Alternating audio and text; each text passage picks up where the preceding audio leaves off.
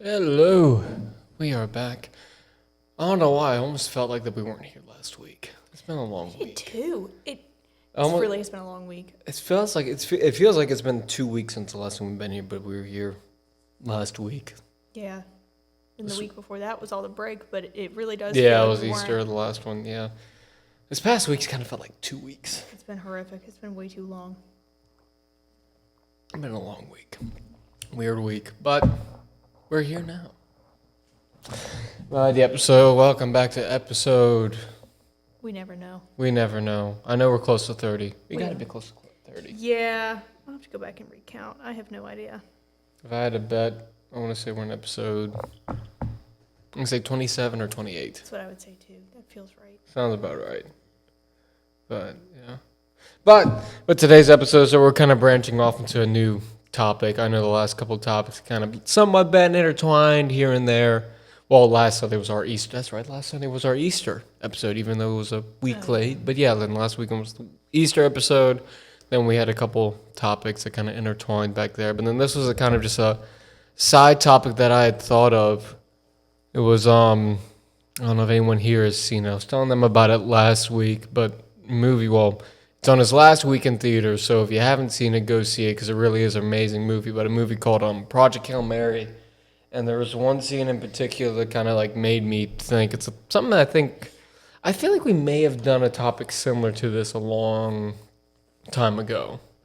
But there's like one scene in the movie where a character says like this dire situation. He's like, "Well, do you think this thing, whatever this thing that we're gonna do, is it gonna work?" One woman says, "If God willing." Guy asks, like, "You believe in God?" She's like, "Well, it's better than the alternative." So that's kind of the theme of today's lesson is like, it's believing in God is better than the alternative. Mm-hmm. Yeah. Yeah, like there's kind of no downside. Yeah. There's obviously a downside and a consequence to not, but there's not a downside / consequence to believing and following and all that jazz. Exactly. So I mean, like, I guess I'll start off with this because this is kind of a way to. This is a good way to lead it off, and then we can get into some scripture that you have and kind of just some thoughts that we kind of had on the topic in general. But for scripture, start in Hebrews 11, starting at verse 1. Now, faith is the confidence in what we hope for and assurance about what we do not see. This is what the ancients were commended for. By faith we understand that the universe was formed and that at God's command, so what is seen was not made out of what was visible. So kind of, we've gone over this whole thing in detail. So I mean, multiple times.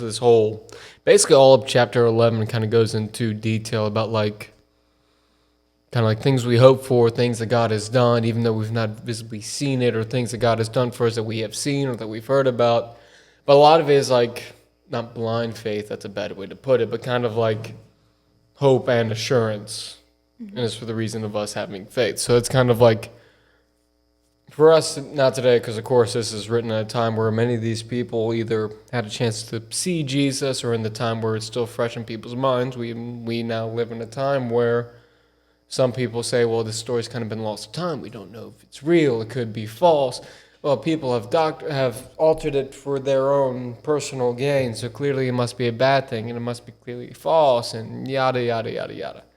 But like in this chapter, it's talking about like having faith in what we do not see, but what we believe in. But I mean, we know differently for like impacts that God has had in our lives and so on and so forth. I had a verse that was kind of in the same vein as that, out of 2 Corinthians 4:17 through 18.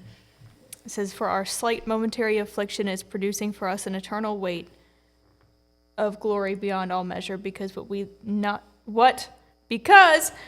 not at what can be seen, but what cannot be seen. For what can be seen is temporary, but what cannot be seen is eternal." Oh, I know, that's a good verse. That's a good one. It just puts in perspective, like, nothing we're going through is that deep. Yeah. And it's, well, yeah, and then like in the eyes of like having faith, like, yeah, like life here can suck at times, and yeah, I may not be doing what the social norm is, but I know in the end, like, the eternal reward that is waiting for me as long as I am faithful. Mm-hmm. And I'm also aware of the eternal punishment if I decide to go against God. And then on the flip side of that, it's like for the people that are looking at it in the perspective of, well, why should I believe? It's like if you live your life hopeful for something, what's the harm in that? Yeah. You lived your life not being a pessimist. Yeah. That's a great thing. You lived your life looking ahead and not being depressed about your situation all the time. Yeah, exactly. Yeah. So then I guess this is something that we were talking about beforehand and thoughts that I kind of had when preparing for this lesson. But I mean, like, say if like worst case scenario were to happen and like we are wrong, I would not regret what I've done in the first place. Right. Like if you look on past, like on history and all the good that Christianity has done over the years, that's a pretty good legacy to have for ones that you love, for them to remember you by, if you live by those principles, that is. Mm-hmm. But I mean, you look at like very strong Christian nations and like the good that they do. I mean, even though the numbers have kind of flip flopped a little bit, they're kind of on the rise again here in the States. But I mean, we were a Christian founded nation, and look at all the good that we've done over time. I mean, not to toot our nation's own horn, but at times we're kind of like the helpers of the world. Yeah. Not even like through like government stuff, but I mean like through like people starting charities in the U.S. and funding things for overseas. Like we have, I mean, even right now in our local church, we're doing this thing where you can fund a child overseas so that they may have a better chance than what they already have now. The amount of Americans that do that and people of faith who do that, or who go on mission trips to help impoverished countries or cities or towns or something along those lines. Like, you don't see many non-Christian people doing. Like, yeah, you have a couple. Mm-hmm. You have the Red Cross, you have the Peace Corps, and of course you have a good mix of Christians in those. But sometimes you do have like good people who are not believers. Mm-hmm. You still want them to be believers in the end, because I mean, like, just because they may do good things doesn't mean they aren't sinless. Doesn't mean they have not done bad things, especially in the sight of God. Right. But yeah, That's true. That's true. Nathaniel, you have any thoughts so far? I know I have a couple more things I'm going to bring up. I have a few historical references I'll bring up later, but I don't want to. I got one right now. Mm-hmm. My dad this morning was preaching about grace, and he was talking about, he was giving the backstory for Amazing Grace without telling us that. The story, yeah. The guy who wrote it. Yep. Yeah. Basically, I'm aware of him. Yeah. worst life possible ever. His mom dies when he's young. His Mhm. dad sends him away, and which is actually what happened kind of my father. So he speaks to that, but he ends up becoming a slave in Africa, even though he's a white man from England. Mm-hmm. Then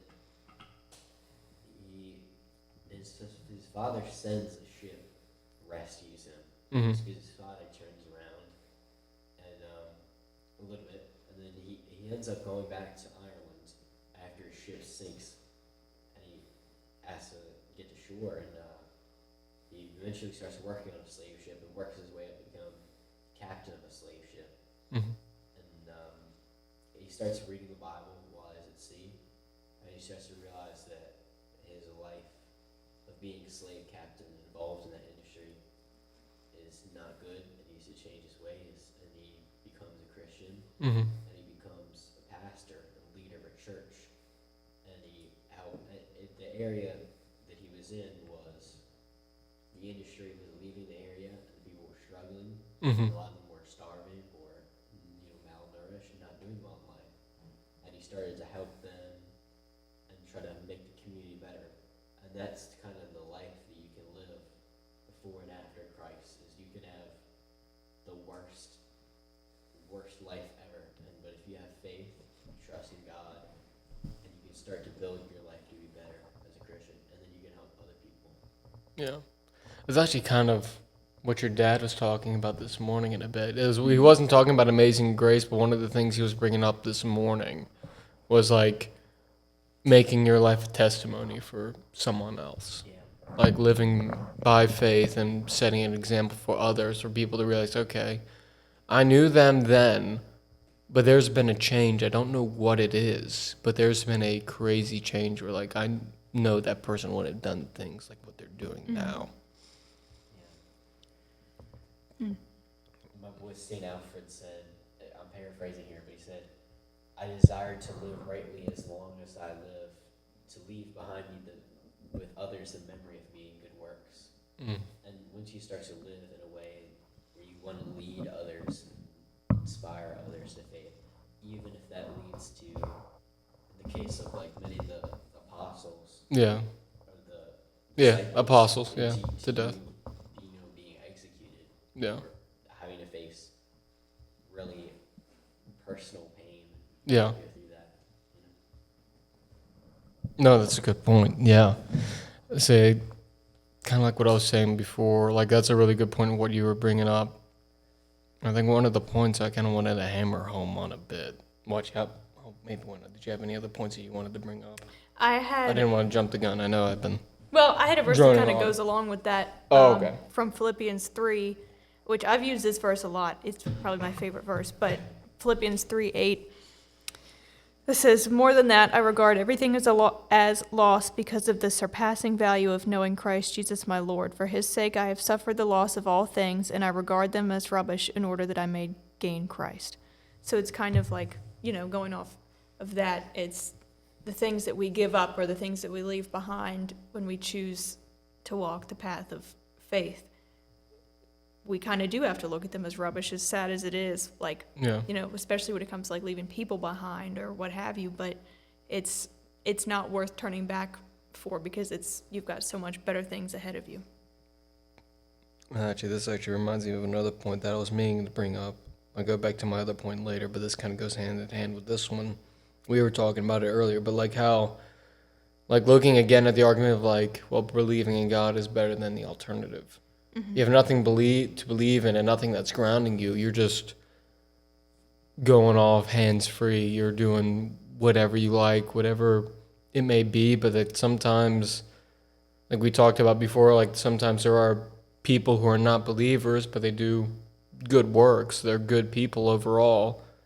But then you have the flip side of that coin of people who aren't believers and they get sucked into whatever it may be, whether it be drugs, alcohol, gambling, it could be anything, life's of crime, so on and so forth. But like sometimes not being a believer can drag you down to the lowest of the low, and something else takes its place as your God. Like look at many of the people who are homeless. There's this one guy, this YouTuber. You've probably seen his stuff before. He's a really good on the ground journalist. I can't remember his name for the life of me, but like I remember once he was doing he basically just like has like a camera crew and he's like going around to like he did one like in Baltimore, he did one in New Mexico at one point. At one point he was covering like the pickpocketers in France. Oh yeah, you showed me. I showed you that one, yeah. Yeah. But many times he's going through like these like neighborhoods and whatnot, and he's like just like going up to like random people. He's like look and see, he's like, okay, like why is a city like this? Like what's the problem here? Like why is this area so impoverished and why isn't it improving? Tyler Oliveira. Yes, I think that's who it is. Yeah, I think I'm saying his last name right. I think that's right. That sounds right. But many times, like he's like, there's like one episode like in Seattle, and like the ones that come to mind are an episode of that he was in Seattle, another one when he was in Baltimore, and he's going up to people who have like fentanyl addictions and all these other crazy drug addictions. He's like the city offers free help to y'all. Like why don't y'all take it? It's like, yeah, no, but this is what I want. Like I don't want to get like a lot of these people don't want to get better. Yeah. Like the government, like they give them out subsidies and they make money just through government checks, and sometimes they don't even get anything in benefit in return from the government. They don't get any kind of financial aid of any kind, but they're just so stuck to that addiction, whatever it may be, and that's become their God, and that's like all they live for. And they admitted, like, yeah, no, like, I'm not here because I love doing this. And he's like, you realize if you, like, don't get help, like, you could die at it. He's like, oh, you know, it happens. Yeah. Well, when you don't have anything to live for, you don't have anything to die for either. Yeah, oh, that's another really good point.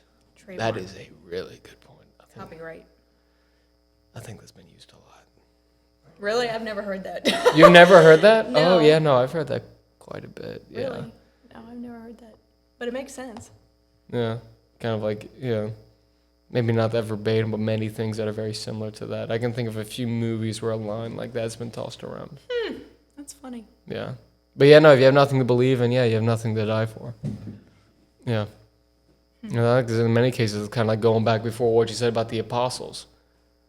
And like Yeah. going to, like, I know we did a lesson on it I don't think we did it on YouTube and Rumble, but kind of going over the apostles is like they wouldn't die for a lie kind of way. Like, you like, especially people like that, yeah, you don't have people who die for a lie. No. And you have all these people, tens of millions, if not 100 million people in the Oh, country, Yeah. who just like go to work and they just like scroll or do drugs. Yeah. They just don't even live. They just No. never do anything. They don't ever enjoy it. And it's just like, you want to live for something, live for nothing or die for something. Yeah. And that's what the apostles did, is they chose Yeah. the truth. They said, I'm going to die for this. But it truly does give purpose to Right. one's life. It's like because of our faith, like we know that like when this life is over, that's not it. It's not just everything fades to black. We know we're gonna live forever. Yeah. And like we know what's waiting for us when we die. Yeah. But, yeah. In a world where everything is purposeless, the purposeful thing is the truth. We are really knocking out some banger quotes today. I'm like loving that. it. That's my quote. There you go. It's trademark. There we go. Trademark. 2 trademarks, 1 hour. What happened to that other one? Oh no, we had the trademark design hat we had once. Remember that? It was like the Jesus take the Oh. wheel one. Dang, we had a really good what idea was for that. Oh, what was that? I think it was like something about Jesus taking the wheel. I can't remember what it was. I don't know. We talked about that for a long time. And we had an idea. We had the perfect idea, like for like it'd be a good like thing to put on merch. If we ever make merch, I don't know. We haven't gotten there yet. I can't remember what that was, but I remember talking about it. I think we actually even talked about it in an episode. It may be in a recording somewhere. Yeah, it might be in the archives. Yeah. Somewhere deep in there. Yeah. I know it's when we started the channel. Yeah. Yeah. But kind of going off of that, something I just thought about was, which I don't know if I'll be able to articulate this right. My brain is like slowly shutting off, but Long week. oh my word. One of the things I had written down was Christ brings fullness, not restriction. And kind of going back to the verse from Philippians I read and talking about, people that, live like for drugs or for gambling and that's it. Or just, yeah. They're stuck in, they're entrapped by these things, Not only is it their God, but it's also like they're Satan in a way because they're stuck. They can do nothing else with their life. They're like when you take a Tupperware and you put it over a bug, like you're stuck. You can't go anywhere. You can see what else is going on in the world. You can see what other people are doing with their lives, but you can't do anything about it till you decide to get out from underneath of that. So people do think that being a Christian is so restricting because Yeah. you can't do this, that, and the other, but it's like, no, you get so much more freedom because you're not putting yourself in situations to be contained by stupid stuff. Like, Or you're not holding drugs. yourself up to societal norms. Yeah, exactly. Because at the end of the day, if people have to get on the internet and say, I'm turning away from X because it's just ruining my life, why would you even want to gamble with having that in your life? Yeah. That's a very fair point, but then also kind of gives us freedom to enjoy things the way that God had meant for them, that how God intended them to be. Like there's many things that give pleasure to people in the world, and sometimes they do originate from something godly or something like God, like, yeah, no, I have this for you. It's okay to do these things, but then Satan always finds a way to pervert it Right. and make That's it true. worse. Yeah. Very true. But another point I wanted to hit, let me hit this before I even forget, but another point I wanted to hit is kind of going back to the main idea of this whole episode of being like, kind of like it's better than the alternative, believing in God, kind of going over again on how like Christianity itself has had such a huge impact on the world in many, many ways. But this is actually a little history fact that I found out. It was either this week or last week. I stumbled upon it. But I was going over like the Roman times, how they would kind of do kind of like the Roman version of abortions. At one point, Rome kind of had the thing that China had once, where like, hey, if you give birth to a girl, that's kind of basically worthless. You want a boy, or like mainly, or even just in general, if they gave birth to a kid and they didn't want it, like they would just put it out in the streets, put it in the gutter. And this takes place kind of in the days of the early church. So like this was happening a lot, where like people were getting rid of babies and whatnot just because they didn't want them. Like either it was like a girl and they wanted a boy, or just in general they didn't want a kid. But what you had in many of those situations was Christian women would then sneak out at night and get the babies and then take care of them. And then that later began to bloom into like this, or bloom into like the big explosion that was the early church, especially in the Roman Empire, which was very, very of the world for a long time before it became the Holy Roman Empire and you kind of got into Catholicism and everything else. But I mean, like, the Romans were perverse. I mean, they were all manners of stuff. They were doing stuff with dudes, doing stuff with animals, and that was normal.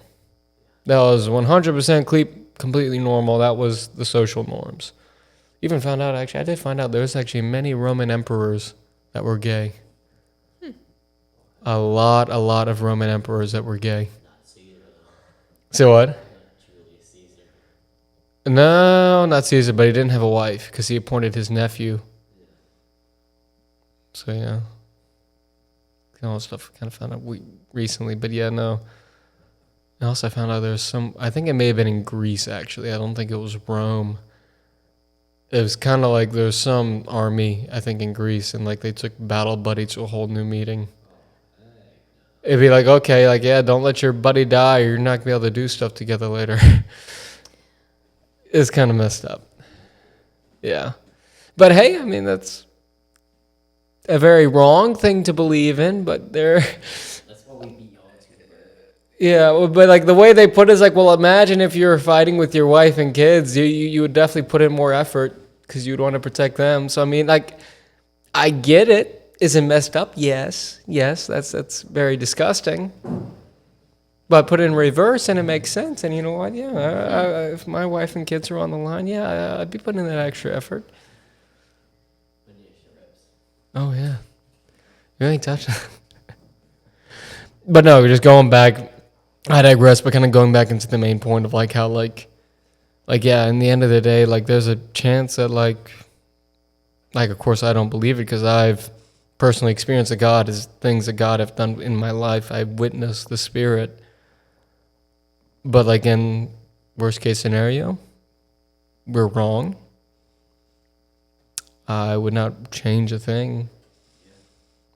Like it put me on a way better path in my life than I would have been on. I can't imagine where I would be if I didn't have my conversion. I would definitely not be where I am today doing the things that I'm doing now. If nothing else, you're going to be a more virtuous and moral person. Yeah. Have higher brain activity and lower cortisol. Yeah? True. Very true. Very true. But yeah, but like, kind of like how you were saying before, like kind of leaving behind a good legacy. Like, yeah, I get to leave behind the legacy that I was a part of the Christian faith, that is kind of being part of a brotherhood and sisterhood of amazing people who have done amazing things all over the world for many people and who still do that. Mm-hmm. Yeah. Any More thoughts? That tied it up very nicely. Yeah. Nathaniel, you got any antennas? I dropped the quotes. Sorry. Yeah, yeah. Maxed out. I guess I had my closing monologue, I guess. There we go. Yeah. Closing monologue, but yeah. Today was a little bit of a shorter one, but it was kind of like a point blank topic, but something that was fun to talk about and fun to think about. I mean, it's a really interesting thing to self-reflect on. Yeah. And a good thing to kind of bring up to someone one day may bring up that very argument up to you. It's like you believe in God? Why would you believe in God? It's like to start off hey, it's better than the alternative. Why not? Like why not? Why Yeah. not? Well, and it's also something I've been thinking about, which I don't really know how to articulate, is I can't imagine the stress of thinking you had to figure everything about your life out on your own. Yeah. And not living a life of having faith, basically, in that, whatever. But thinking that you have to figure everything out and everything is on your shoulders. Yeah. I can't imagine going through life and being when I die, nothing's gonna happen. Yeah, just it's just gonna go to blank. Because what's the incentive? Well, after 100 years, I will begin the decomposition process. Yes. Yeah, Nothing's gonna happen. it's just, Like what's the point? Yeah, why would we be here? yeah. It's like a drug addict. Why would we be doing what we're doing? And it's kind of pointless. Yeah, and it could leave.